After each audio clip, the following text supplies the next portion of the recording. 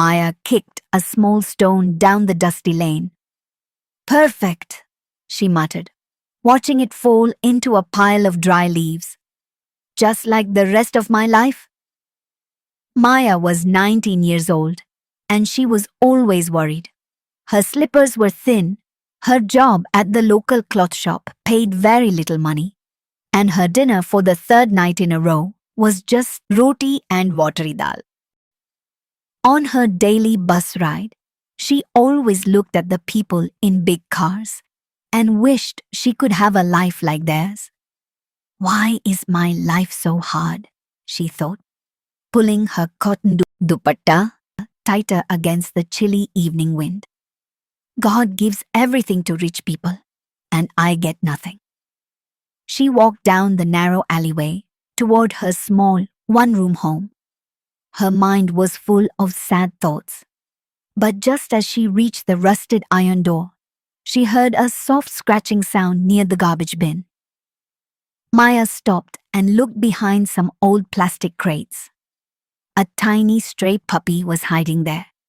It was a little brown indie dog, covered in mud, and so skinny that Maya could see its ribs.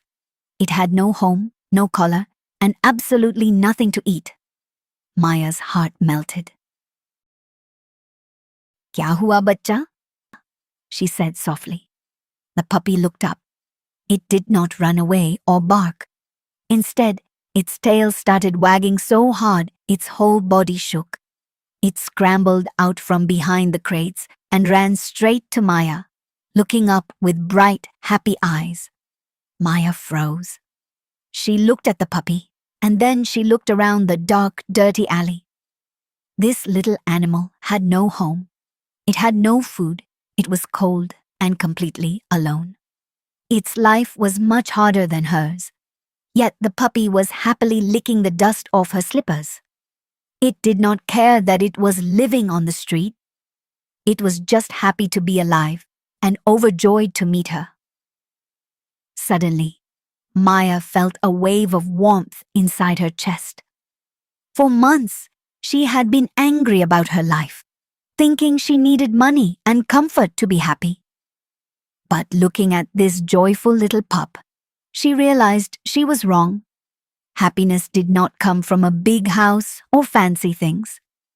It was a choice to be grateful for the present moment. Maya smiled. It was her first real smile in a very long time. "You are a wise little one, aren't you?" she whispered, kneeling down to stroke its soft head. Maya was still poor. She still had to face the crowded bus tomorrow, and she couldn't change her bank balance overnight. But she did have 2 extra rotis and an old bedsheet inside. "Come," Maya said, scooping the wriggling puppy into her arms. "Let's go home." As she walked up the concrete steps to her room, the heavy weight in her heart felt lighter. Her problems hadn't disappeared, but for the first time, she felt a little bit of peace.